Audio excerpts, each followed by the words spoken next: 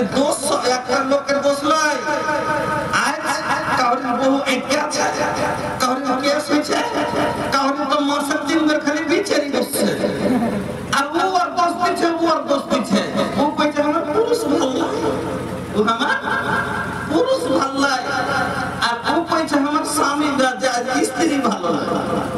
একটা মায়া লোক কইছে যখন আমি বউ ছিল তখন বউ শাশুড়ি ভালো পাইবে, কথা বুঝিয়ে বলছে যখন আমি বউ ছিল শাশুড়ি ভালো পাইনি, আর এখন যখন আমি শাশুড়ি হচ্ছে বউ ভালো পাইনি। হ্যাঁ কোনোদিন দোষ আসলে সব দোষ হলো, আসলে যত রকমের দোষ হলো করি, কিন্তু নিজের দোষ বুঝতে রাজি নাই।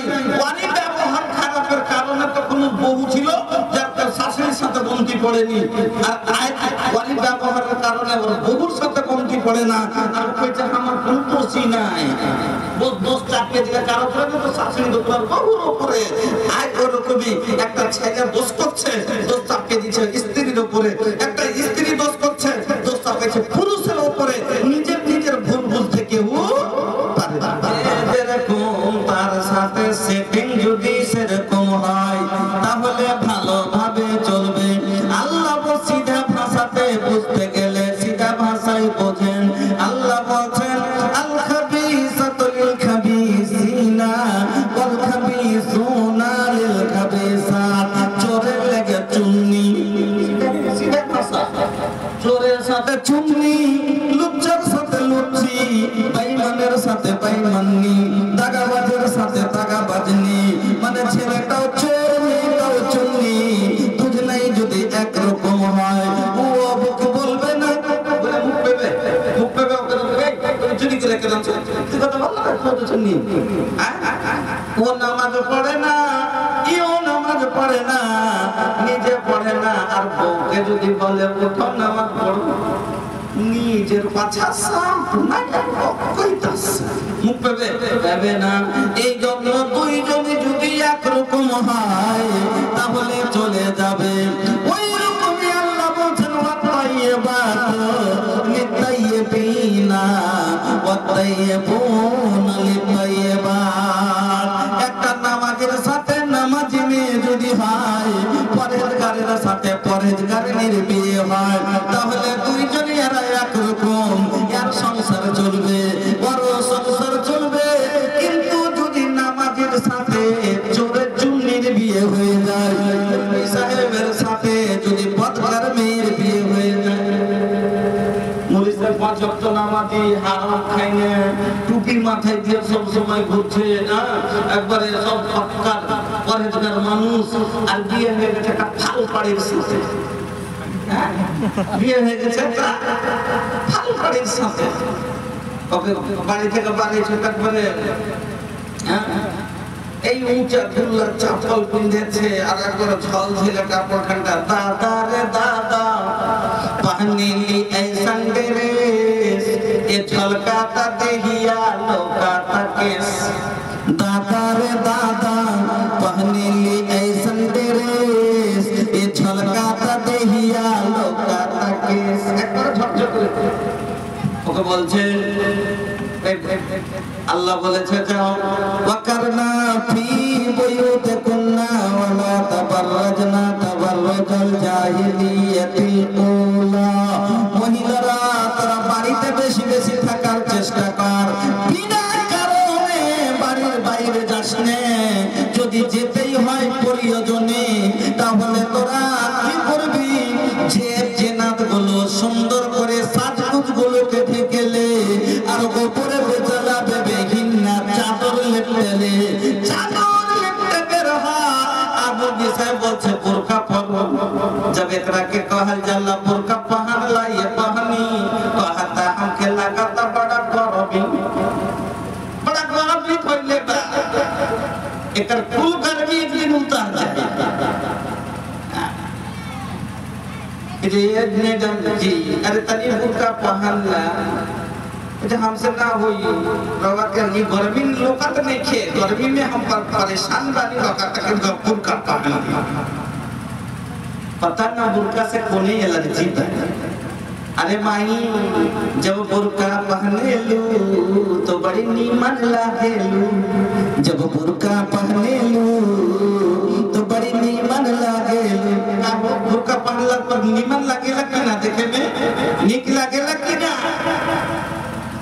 तो मौलवी साहब বলছে তোর কাপড়ে আয় ও বলছে পারবো না তাহলে দুইজনের এখানেই শুরু হয়ে গেল ঝামেলা বন্ধু আমার এইজন্য আল্লাহ বলে দিলেন যে দুইজনে যদি নামাজি হয় ও ফজরে উঠছে ও ফজরের নামাজে উঠছে কোনো সমস্যা নাই দুইজনের একরকম জীবন কাটবে আর দুইজন যদি দুরকম হয়ে যায় তাহলে কিন্তু সব সময় দুই চাকা যেরকম খালি এরকম করে টল মারে আর জীবনে সব সময় খালি টাল মারবে আর একদিন আর গাড়ি পড়ে যায় ভেঙে যাবে ওরকমই আর একদিন আর সংসার ভেঙে ছারখার হয়ে যাবে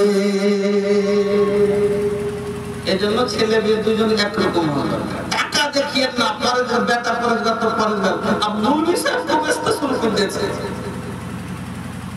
মৌলভী সাহেব তো ব্যস্ত শুরু করে দিয়েছে টাকা মোটা পাইলে কত দিচ্ছে দেখে শুনে রিস্তা করে তো এবার আসেন তাহলে একটা লোকের কাছে টাকা আছে টাকা হয়েছে তাহলে ছেলেটা বলছে একটা গাড়ি নিব একটা গাড়ি নিব তো বন্ধুরা কেউ জিজ্ঞেস করছে কোন গাড়ি নিব এটা তো বাজারে গেলে আমারটাই খুব ভালো দেখছি সবাই চালিয়েছে ভালোই চলছে তো গেলে আমি এলে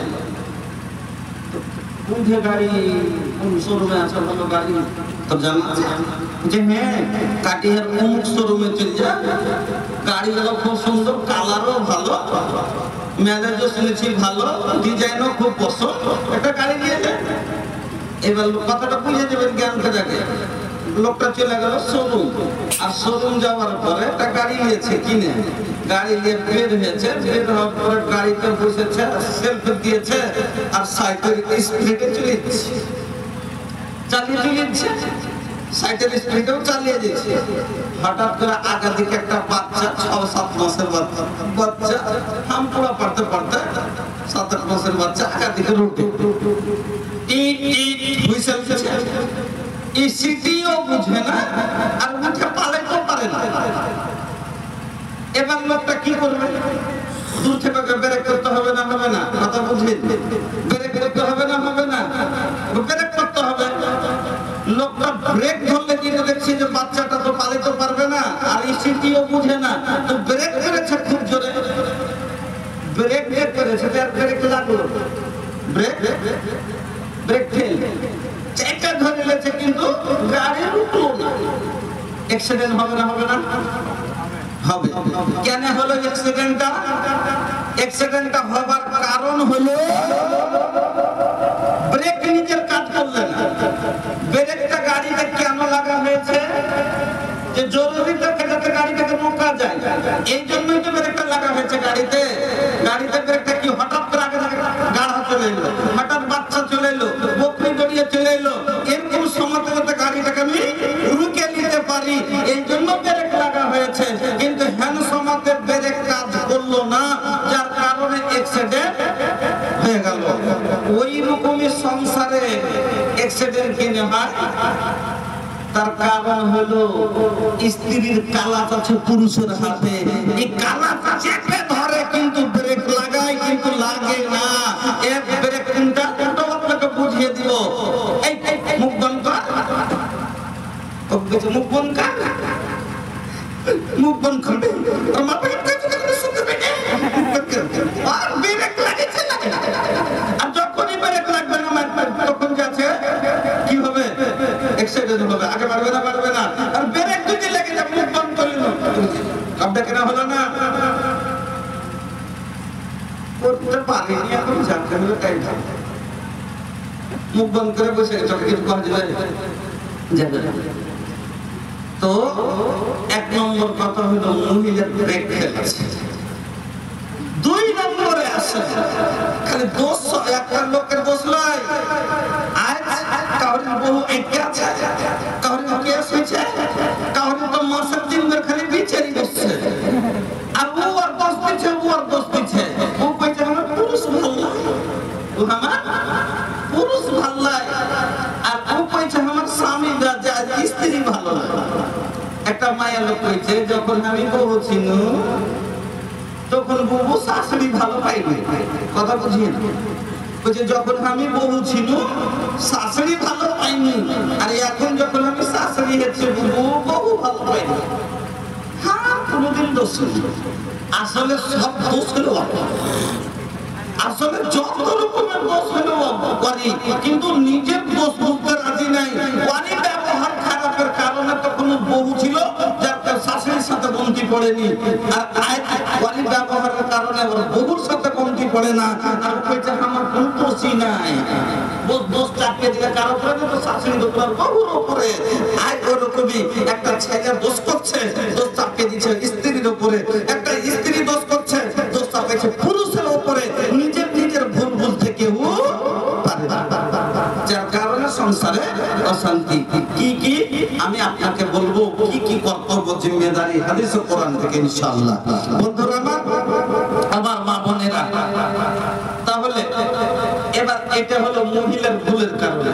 এবার পুরুষের একটা লোক একটা লোক গাড়ি কিনে নিয়েছে, আর কিনে নেওয়ার পরে শোরুম থেকে বাহির করার পরে এই গাড়িতে চড়ে নিয়েছে। কি মনে করেছে বোকা, গাড়ি না গাড়ি, জীবনে কোনোদিন গাড়ি চালাইনি, ড্রাইভারই পারেনি। দেখে দেখে মনে করছে গাড়ি না গাড়ি, পিঠে বসে যাবো, হ্যান্ডেল ধরে দেবো, ঘুম ধরে উড়ে চলে যাবো। কিন্তু এই ড্রাইভারের মানেই বোঝে না যে কিভাবে কালাচে ঘুরাইতে হবে, এতেও কম বেশি আছে, হ্যাঁ, আর এতে গিয়ার চেঞ্জ করা করিয়েছে, এইগুলো কিছু জানে না। একবারই বসে ফোটে কালাচ ঘুরিয়ে দিয়েছে, বলে দুটো গাড়ি থাকবে হাতের মুখে, তোকে চিৎ করে ফিরে পালাইবে। এই কারণে যুবকের কাছে বহু চিৎ করে ফেলে দিয়েছে কেউ। তার কারণ যে ও নিজের পুরুষ যেহেতু একটা ড্রাইভার, স্বামী হলো ড্রাইভার, স্ত্রী হলো গাড়ি, আর চালাইবার ক্ষমতার ভিতরে নেই। কিভাবে চালাতে হবে তার ক্যাপাসিটি ও জানে না। এই তো বিহার মানেই বুঝেনি, এই বিহার মানেই বুঝেনি, কবুলের মানেই বুঝেনি। বিহা না বিহা, শ্বশুরের কাছে টাকা নেবো আর কবুল করলে তো কবুল হিসাব আলতে ঘরে ঢুকে যাবো, এর মানে বিহা নয়। কবুল শব্দের মানে জানলে যদি বুঝালায়, আল্লাহ কসম করে বলছি, কবুলের মানে যদি বুঝতো শ্বশুরের দেওয়া পালঙ্গে জীবনে পিঠ লাগতে শুনবে না। যে কবুলের মানে বুঝেছে সে শ্বশুরের দেওয়া নেহলি গায়ে দিবে না, যে কবুলের মানে বুঝেছে সে শ্বশুরের দেওয়া হাঁড়িতে আন্ধা করে খাবে না, রান্না করে খাবে না। কবুলের মানে কি? কবুল যুবকেরা, কবুল শব্দের মানে হলো যখন তোমার স্ত্রীর কথা তোমাকে এসে বলা হয়েছিল, অমুকের মেয়ে অমুক এত টাকা মোহরানাতে তোমাকে স্বামী বলে কবুল করেছে, মানে তোমার কাছে বিকিয়েছে। ও বন্ধু, কবুল মানে হলো আজ থেকে এর বাবা, মেয়ের ভাই সব দায়িত্ব মুক্ত। আজ থেকে আর কোনো দায়িত্ব থাকলো না। এর বেমারির এলাজ আমার কবুল, এর থাকার ঘর আমার কবুল, এর শোয়ার খাট আমার কবুল, এর রান্না করা হাঁড়ি আমার কবুল, এর থাকার জায়গা আমার কবুল। মানে আজ থেকে এতদিন এর পুরা ব্যবস্থা করতো তার বাবা তার ভাই, আজ থেকে এই ব্যবস্থাটা আমি কবুল করলাম। আজ থেকে আর তার দায়িত্ব নাই। বেমার হলে তার বাপ এলাজ করতো, এখন আমি করবো। খাইতে দিলে তার বাবা দিত, এখন আমি দিব। পড়তে দিলে তার বাবা দিত, এখন আমি দিব। আর জীবনের যা লাগবে সব আজ থেকে আমি কবুল করলাম। এর মানে হলো কবুল। আর এখন কবুল 2.5 মাস পর 1.5 মাস পর ভুট্টা লাগাতে 35 বিঘা, আর 35 বিঘা ভুট্টা সাটিয়ে নিলে বউকে নিয়ে বেমার হয়ে গেছে, কমজোর হয়ে গেছে বউটা। মাকে যে কি করবি রে, কি করবি, নাকি তো শ্বশুরকে ফটকা এসে নিয়ে কি পাগলা চলা করবে যে না কেন বাড়ির বউ খাটলে এখানে ভুট্টা ফেলে আমার এলাজ করবে কে? আচ্ছা ফোন করছে যাবা সেদিনে কেসে নিয়ে যেতে দিন ভাই না করো না। কাজের বেলায় আমার কবুল, এলাজের বেলায় বাবা কবুল। সংসার চালাতে শিখেছে। এই কারণে ঝগড়া হয় না তখন তো আর মা বলবে খাটিয়ে খাটিয়ে ছুরির হার জান মারলে কিন্তু 1 টাকার এলাজ করলে না। এই জামাইকে জীবনে ভালোবাসবে না, আর ওই মেয়েটা তার স্বামীকে দেখতে পারবে না যে আমাকে গরু খাটা করে খাটালি আর এলাজের বেলায় আমার বাপের বাড়িতে ফেলে দিয়ে আলি। এই পরিস্থিতি পেবে কোনদিন মানবে না।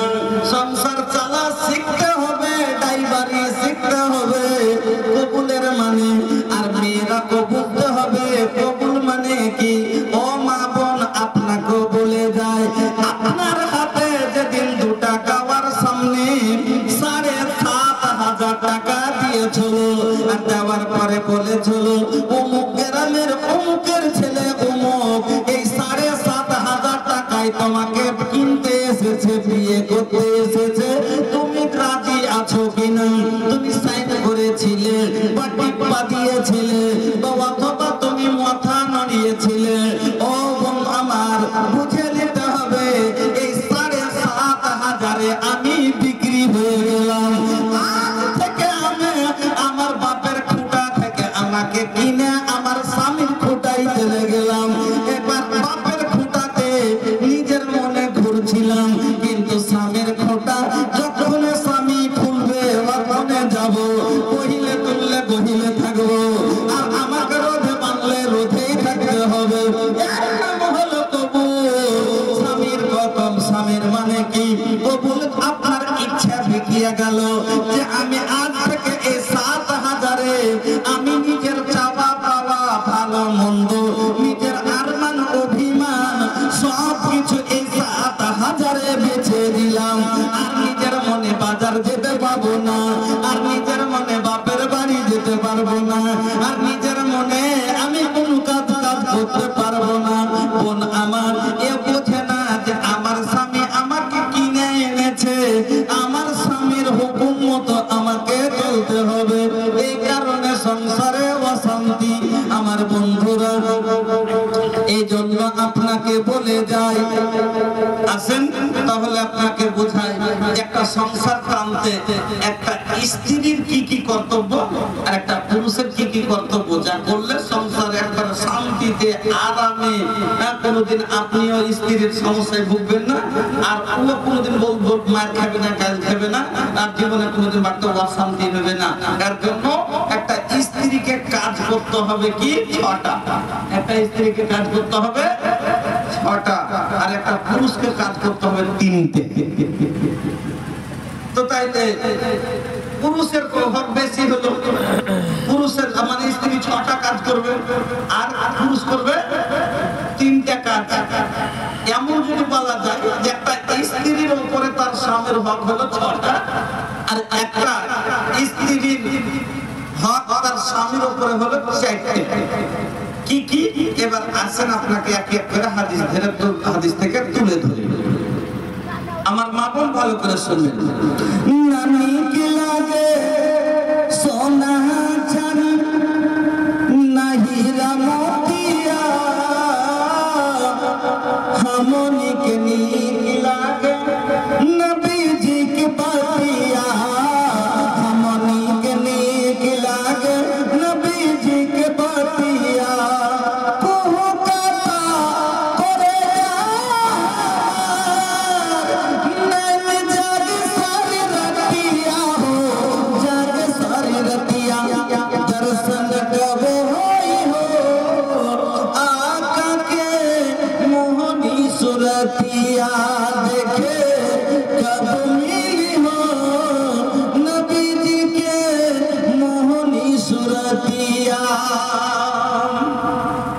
আমার মা বোনেরা, 1 নম্বর কাজ আপনাকে করতে হবে আপনার স্বামীর আপনার উপরে প্রথম হক।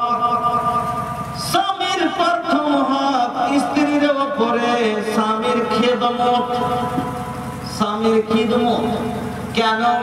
আমি গাড়ি কিনলাম কেন? হাঁটে বেড়ে লেগে আমি গাড়ি কিনলাম, গাড়িকে টেনে নিয়ে বেড়ে লেগে গাড়ি কেনার পরে গাড়ি নিয়ে চড়ে বেড়ে লেগে কিনেছি গাড়ি, আর আই পঞ্চার কাল না খুলে পড়ে গেল, পরশু চেন ছিঁড়ে গেল, তুই একেবারে আরো অশান্তিতে পড়ে গেল। তো স্ত্রী করলো কেন? গাড়ি কিনেছি যার হাঁটবো না, তোমাকে কষ্ট দিব না, একটু দরকার পড়লে চলে যাবো। স্ত্রী করলাম কিসের লেগে? যে নিজের কাপড় আমি ধুবো না, নিজে রান্না করে খাবো না, মাঠ থেকে আসবো একটু ঠান্ডা পানি পাবো, কষ্ট করতে হবে না, এর জন্য তো বউ করা। কিন্তু বউ আসার পর করেছে, কালুর মা এক লোটা ঠান্ডা পানি দাও, ওই যে ছেলের সুতো আছে তুমি লিয়া দাও, চলবে? রমজানের মা ভাত দাও, ওই যে গোবর করাচ্ছি খুইয়া খাও, তাইলে তো ব্যাপার খারাপ। আমার মা বোনেরা, ওই রকমই আপনাকে যেমন গাড়ি কিনলে চড়ার জন্য, ওরকমই আপনাকে কিনে এনেছে খেদমতের জন্য, আরামের জন্য। এই জন্য প্রথম হক হলো স্বামীর খিদমত। হাদিস শুনেন, হাসান বিন মুহসিন বলছেন, একদিন আমার ফুফু আল্লাহর রাসূলের বাড়ি গেলেন। হাসান বিন মুহসিন বলছেন, কোন কাজে আমার ফুফু আল্লাহর রাসূলের বাড়ি গেলেন। এবার কাজ হয়ে গেল। কাজ যখন হয়ে গেল, আমার ফুফু নবীর ঘর থেকে, বাড়ি থেকে বেরিয়ে আসছেন। দরজায় যখন বের হচ্ছেন, এমনি সময়তে আল্লাহর নবী আমার ফুফুকে জিজ্ঞাসা করলেন। কি জিজ্ঞাসা করলেন? যে আমার ফুফুকে বলছেন, বলো তো তোমার স্বামী বেঁচে আছে? হাসান বিন মুহসিন বলছেন যে আমার ফুফুকে নবী বলেন, তোমার স্বামী বেঁচে আছে? আমার ফুফু বলল, হ্যাঁ জি হুজুর আছে। এবার নবী বলছেন, আচ্ছা বলো তো তোমার স্বামীর সাথে তুমি কেমন ব্যবহার করো, তুমি স্বামীর খিদমত কতখানি করো? ওই মহিলা হাসান বিন মুহসিনের ফুফু আল্লাহর রাসূলকে উত্তর দিয়েছেন, ইয়া রাসূলুল্লাহ, আমি কতদূর খিদমত করি আপনাকে কি বুঝাবো? এমন খিদমত করি যতক্ষণ আমি আজিজ না হয়ে যাই, যতক্ষণ আমি আজিজ না আজাও, যতক্ষণ আমি খাস্তিয়া না যাই, যতক্ষণ আমি ক্লান্ত না হয়ে যাই, যতক্ষণ আমি থকিয়া না যাই, ততক্ষণ স্বামীর খিদমত করি। এই কথা শোনার পরে নবীজি বলছেন, ফানজুরি আইনা আনতা মিনহু। নবীজি কত সুন্দর কথা বললেন। কি বলতেন? ফানজুরি আইনা আনতা মিনহু। ভালো করে ইয়াদ করো। দেখো, বলে না একটা কোন কথা কাউকে জিজ্ঞেস করলেন, মরদকে নিচের দিতে গেছে, একটা মায়ের নয়, এটা পুরুষের ব্যাপারে নিচে দিস। তখন কইছে যে চলিছে ঘুরে, দেখো তুমি যেটা কইলে এখন ভালো করে ইয়াদ করো কথাটা, তুমি এখন ভালো করে মনে করো। তুমি যেগুলো কইছো তো তোমার কথাটা ঠিক হয়েছে কিনা, পুরুষের খেলাফ তুমি কইতে দেখলে, এই ধারণাটা মানে দেখো তুমি ভালো করে ইয়াদ করো। ওই কথাই আল্লাহ রাসূল কি বলছেন? ফানজুরি আইনা আনতা মিনহু। ভালো করে ভালো করে উচ্চারণ করো। তুমি যে বলছো তোমার স্বামীর খিদমত করতে করতে আজিজ হয়ে যাও, শুনো তোমাকে কেন বলছি, ভালো করে ইয়াদ করো। তোমার যে তুমি এই খিদমতে তোমার আল্লাহ রাজি হবে কিনা, এই খিদমতে তোমার স্বামী খুশি হয় কিনা, এই খিদমতে তুমি জান্নাতের অধিকার অর্জন করতে পেরেছো কিনা। কেন? ফাইন্নাহু জান্নাতুকা মানারু। তোমার স্বামী হলো তোমার জান্নাত, আর তোমার স্বামী হলো তোমার জাহান্নাম। ভালো করে ইয়াদ করো। তুমি যে কোন খিদমত করি, এই খিদমতে তুমি জান্নাত যেতে পারবে কেন? তোমার স্বামী হলো তোমার জান্নাত, আর তোমার স্বামী হলো তোমার জাহান্নাম। মা বোন, স্বামীর খিদমত করেন জান্নাতে যাবেন, স্বামীর খিদমত না করে জাহান্নামে যাবেন। কি করিতে আইলা, কি করিয়া গেলা, কি করিতে আইলা, কি করিয়া গেলা, চিন্তা করে দেখো না, সবার উপর আছে একজনা, তোর খবর সব আছে তার জানা। কি করিতে আইলা, কি করিয়া গেলা, চিন্তা করে দেখো না, সবার উপর আছে একজনা, তোর খবর সব আছে তার জানা। হাত বলবে হাতের কথা, পাপের কাজ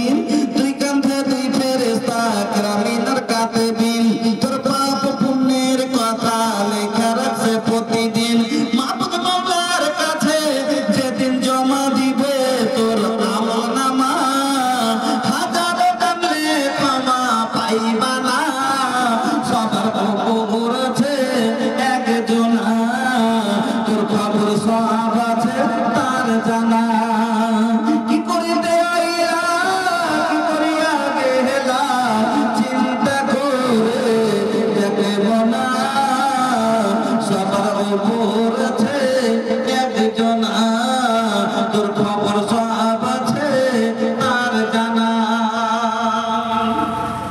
তাহলে এক নম্বর শুনলেন স্বামীর খিদমত করেন জান্নাতে যাবেন, না করলে জাহান্নামে যাবেন। এক নম্বর হক স্বামীর খিদমত।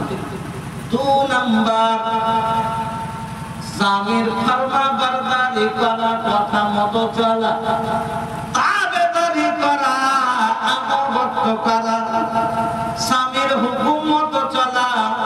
আমার গাড়ি আমি ব্রেক করলে ব্রেক লাগবে, আমি গাড়ি আমি ঘরে বললে ঘরে থাকবে, আমি বলতে রাখলে বলতে থাকবে। আমার গাড়ি আমার হুকুমে গিয়ার চেঞ্জ হবে, আমার হুকুমে সেলফ স্টার্ট হবে। আমার গাড়ি নিজের মনে যদি স্টার্ট হয়ে যায়, আমার গাড়ি নিজের মনে যদি বেরিয়ে যায়, আমার গাড়ি আমি রেখে গেলাম আর আমার চাষতো ভাই বাজিয়ে করে লাই, তাইলে তো ব্যাপার খারাপ। আমার মা বোনেরা, দুই নম্বর স্বামীর কথা মতো চলতে হবে। আমার মা বোন আপনাকে বলে যাই, আল্লাহর নবী ভালো মহিলার গুণ বয়ান করলেন তিনটা, ভালো মহিলার তিনটা গুণ বয়ান করলেন। কি গুণ? এক নম্বরে ভালো মহিলা এই তিনটা গুণ যে মায়া লোকের ভিতরে থাকবে, আল্লাহর জমিনে এই মহিলা হলো সবচাইতে ভালো মহিলা। এক নম্বর গুণ আল্লাহর নবী বলছেন আল্লাযী তাসুরুহু ইযা নাযারা। দুই নম্বর গুণ ওয়াতুতিউহু ইযা আমারা। তিন নম্বর গুণ ওয়ালা তুখালিফুহু ফি নাফসিহা ওয়া মালিহা। নবী বলছেন তিনটা গুণ। এক নম্বর গুণ আল্লাযী তাসুরুহু ইযা নাযারা, তার স্বামী যখন দেখবে খুশি হয়ে যাবে। এক নম্বর গুণ হলো দুঃখে থাকলেও স্বামীকে খুশি রাখার চেষ্টা করবে, কত সুখে থাকলেও স্বামীকে আনন্দ দেওয়ার চেষ্টা করবে। কষ্ট তো থাকলেও স্বামীকে খুশি রাখার চেষ্টা করবে। ভালো মহিলার গুণ মানে যখনই স্বামী দেখলে আনন্দ করবে, মুখ ভারী করবে, কষ্ট খাইতে নাই, পরনে ভালো কিনতে পাই না, তারপর ওকে যাচ্ছে পুরুষকে দেখে মুচকি মেরাচ্ছে, ভিতরে কষ্ট আছে। যেমন করে চলো কে ঘটনাটা মনে নেই, আবু তালহার স্ত্রী, স্বামী বিদেশে আছে, বিদেশ থেকে বাড়ি আসছে, রাস্তাতেই আছে, একটা বাচ্চা মারা গেল। একটা সফরে কষ্ট, এতদিন পরে স্বামী বাড়ি আসছে, আসার পরে মরা ছেলের লাশ দেখার পরে একটু খাইবে খাইবে না, কষ্ট পাবে, এই জন্য ছেলেকে লেপটে চাদরে ভরে রেখে দিয়েছে। আর স্বামীর ইন্তজার করছে, কষ্ট মানা করছে, বাড়ি আসবে করবি না, আমি যখন যাবো করবো। স্বামী বাড়ি আসছে, জল দিল, খাবার দিল, স্বামীর যা দরকার সব পুরা করে দিয়ে স্বামী যখন আনন্দ পেয়ে গেল, তখন আরামে বলছে বলো তো, যদি একটা কোনো জিনিস আমানতের করে কেউ রেখে যায় আর তার আমানত যদি এসে আরেকদিন বলে ফিরিয়ে দাও, দিবে কিনা? যদি বলে কেন আর আমানতকে দিয়ে দেবো। তাহলে শোনো, আল্লাহ যে টাকা আমাকে আমানত দিয়েছিল, আমাদেরকে আল্লাহ তার আমানত ফিরিয়ে নিয়েছে। আর এখনকার মায়ের লোক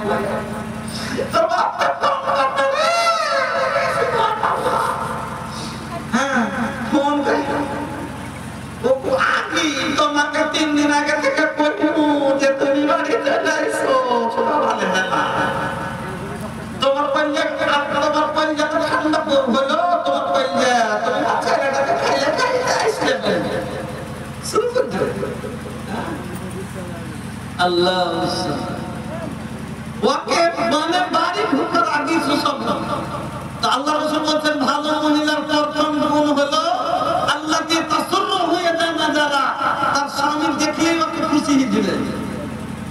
হাল বেহে এলো আসার পরে হাল বেহে আসার পরে যদি বাড়তে যেমনি বসেছে এদিকে হাল বেহে এসছে আর ওর বাড়তে একটু হাল বাইতে গেছে আর এদিকে বাড়তে মানে একটু টান বন্ধ হয়ে গেছে বাড়তে একটু শাশুড়ি ননদের সাথে একটু নিয়ে গেছে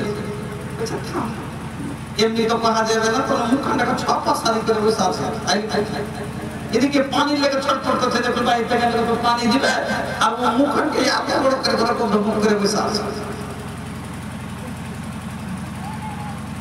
তখন ও তো মনে যেন বানিয়েছে যে মার থেকে কেমন করে হাড়ি ফুটা করতে হয়তো করবো আরো তার মেজাজ আছে अरे सासू जी के सुनानी डटनी अरे ननदिया के देखनी फुटनी घर के कुलवा से बतिये कराब आबेदा परदेसी बलम के अरे आबेदा बिहारी बलम के तू को चूल्हा धरे कराब आबेदा परदेसी बलम के तू को चूल्हा धरे कराब आबेदा परदेसी बलम के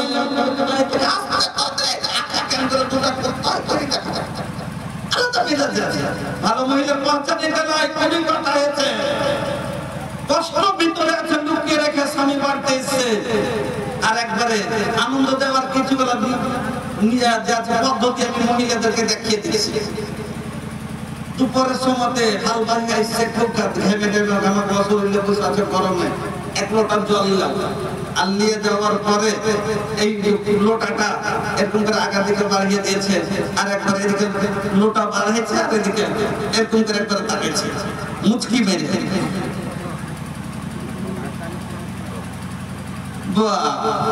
পুরুষ মানুষ হয়তো তো খাটতে হবে না তুমি না খাটলে আমি খাবো কি হাসবে না হাসবে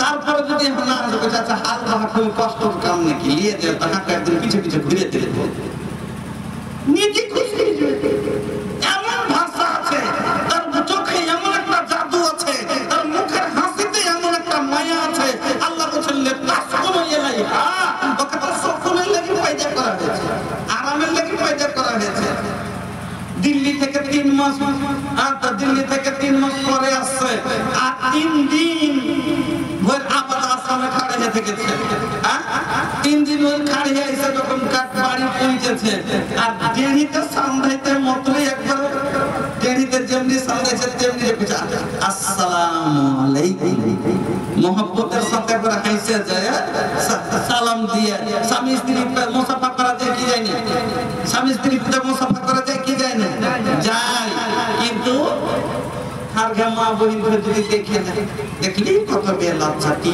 তোর ভাসুর পেশা আছে তোর শ্বশুর আছে আর আগে তো মুখে দড়িয়ে চলতেছে আরে এটা ভালো কথা জি ওকে খুশি হওয়া দরকার যে আমার বেটাকে আমার বউ ভালোবাসে সালাম দিয়ে ব্যাগ ধরে ভিতরে নিয়ে এলো এটা ভালো কথা এটা ভালো মহিলার পহচান যদি চলে দেখিস মূর্খ সমাজের মহিলা ওকে আর টানা দিয়ে কইবে যে বাপ রে 3 মাস ধরে দেখতে পাইনি শ্বশুর সুঝে না চোখে ভাসুর সুঝে না কি তোরা দৌড়িয়ে চলে গেছে উল্টে কইব ওকে বদনাম করে দিল কেন এই সমাজ শিক্ষিত নয় মূর্খ দরকার ছিল আগে যে সালাম দিয়ে আপন করে যেমনি বেরিয়ে আছে আর দূর থেকে দেখে একবার এরকম করে চোখ হাসবে না ওর কষ্ট 3 দিন ধরে খাড়ে থাকলো সব দিল্লি চলে যাবে এ লেগে নবী বললেন আল্লাহ কি তাসুরহু ইদা নাজারা স্বামী দেখলেই আনন্দিত পাবে ভালো মহিলার পহচান মাবন পেটের দিকে তো না থাকে পুরুষ যদি গরিব হয় ভালো কিছু দিতে পারে না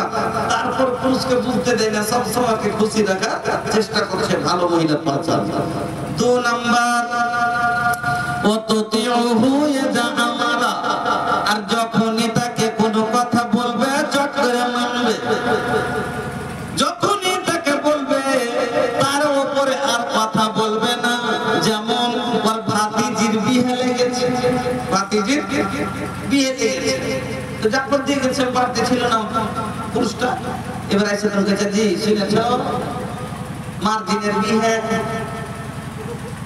জি তো বিয়ে তো আমি কি করবো কেনে যাইবে না বড় ভাই যে বারবার করে তার করতে গেছে যে কার বাড়ি যাবো বেমানের বাড়ি আর বিঘে জমি পেত বহিন মাত্র 1 বিঘে দিয়েছে 1.5 বিঘে বেমান নিয়েছে এলে কইছে আমার 30 লাখ টাকার সম্পত্তি তো হাত খেয়েছে, আর ওই বেমানের বাড়ি তুমি ভাত খেতে যাব না, তুমি না যেতে পারো না, আমার তো ভাই, আমি যাবো। তুই মালিক না আমি মালিক, আমি যেতে দিব তুই যাবি, সংসার ভাঙার কাটিয়ে বলছি। এবার কইছে তুই যাবি না, কইছে যাবো হুচিতে, তুই বাড়িয়ে নিজের মনে যাইস, বাড়িয়ে তোর কাঠ খুঁজে ভেঙে দেবো। যখন ওকে বার হচ্ছে এবার তো কইছে দেখ, কইছে যাবো তো যাবো, কইছি যাবো, দেখলে পরে কইছে ই তো এখন ওখানে একটা লাঠি লেগে গেছে, কিন্তু ভুলকি তুই এই মায়ের লোক বিয়ে খবর সাতর বেরেনে ঘুরে গেছে, হ্যাঁ ইও করেছে কি আচরণ টেনে টেনে কোমরে গুঁজে একটা বাড়ুন পড়েছিল, দেখাই গেছে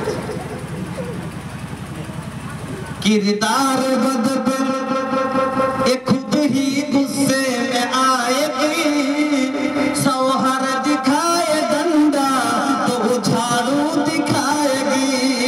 किरदार बद पे ये खुद ही गुस्से में आएगी, सौहर दिखाए डंडा तो झाड़ू दिखाएगी।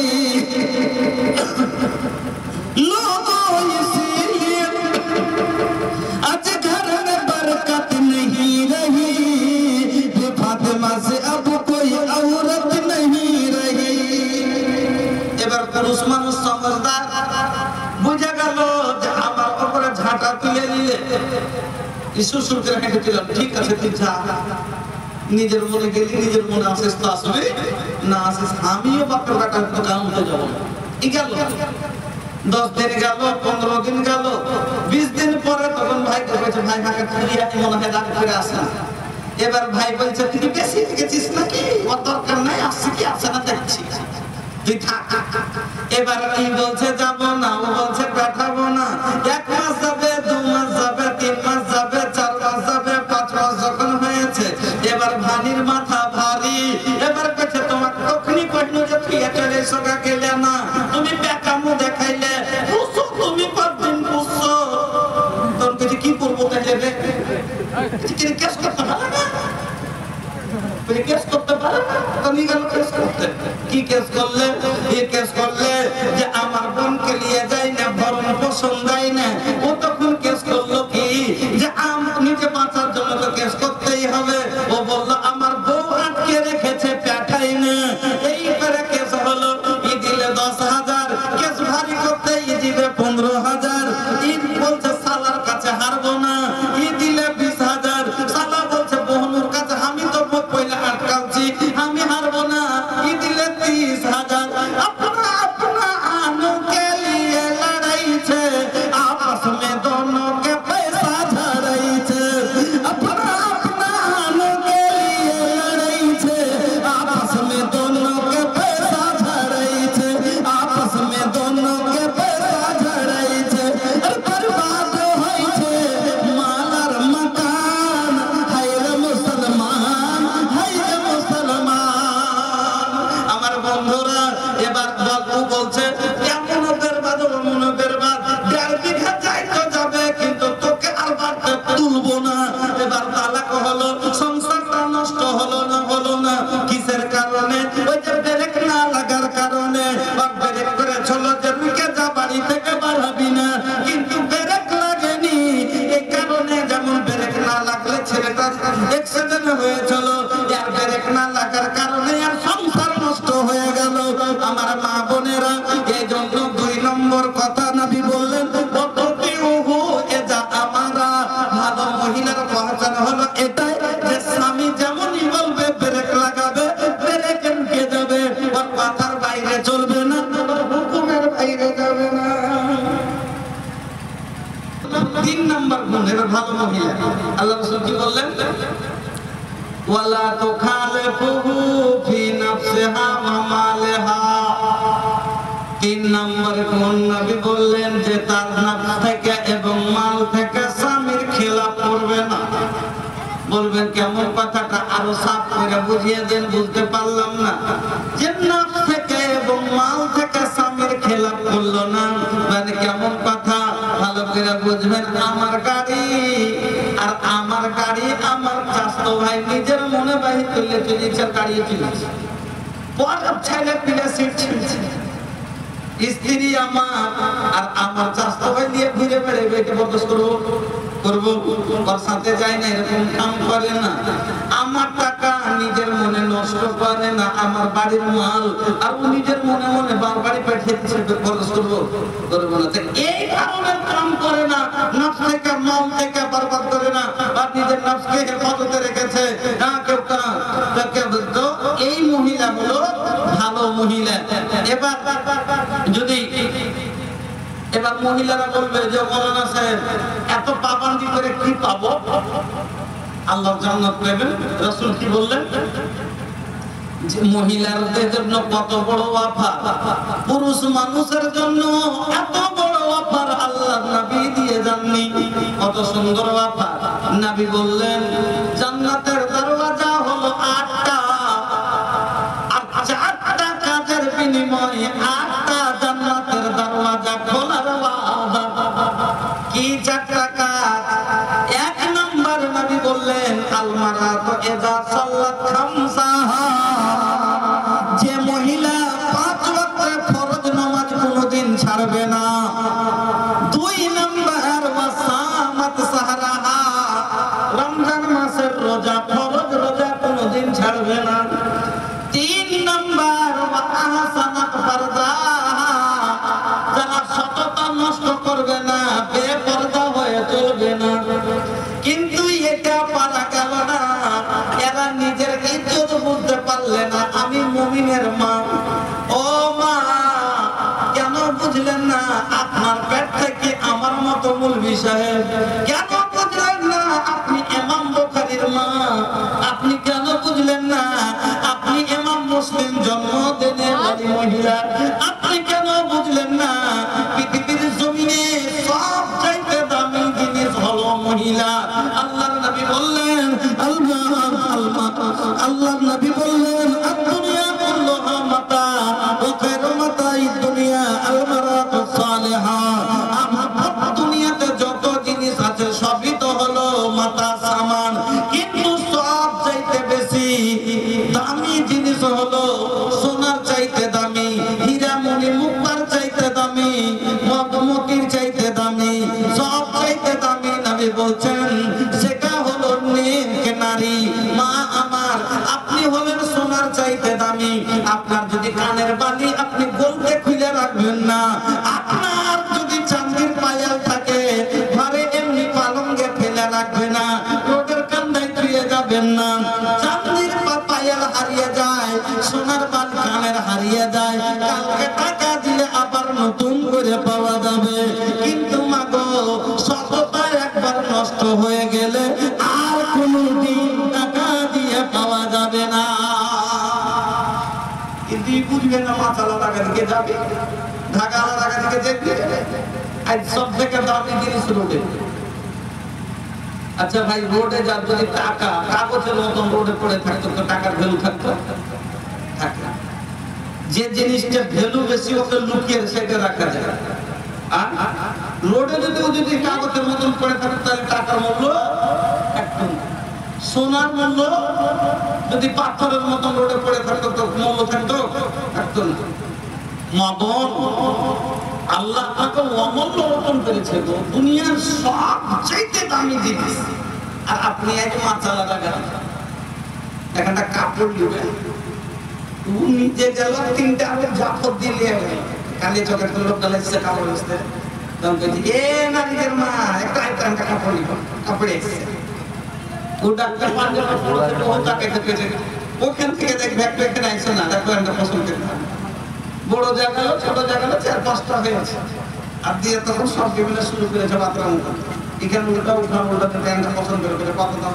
650 হ্যাঁ এটা 400 করে লাগতো 650 হয়েছে এটা না বলি মোটা কাপড় লাগে আলাদা কাপড় তো যে ওটা কষ্ট করতে কইতে হবে না হারা সব চিনি কাপড় আম 400 টাকায় দিবে এবার ও দিবে না ও ছাড়বে না ও চিন্তা করতে করতে লাস্টে দিকে দিকে সব সকালে তো পায়ে পাড়াতে পাওয়া যায় না এই তো কি আল্লাহ হ্যাঁ পায়ে পড়াকে পারা যেতে কি করবো না দিলে সময়টা নষ্ট করে দিবে আর আজকাল বেচতে পারবো না তখন কোনো রকম দামে দিয়ে 500 টাকা দিয়ে পালে চলে যেতে 150 টাকা কমাইল 650 টাকা নিত ইটার বুঝলেন না যে মানহানি কথা নিয়ে বলতো আর ইজ্জতটা কোন থেকে গেল হ্যাঁ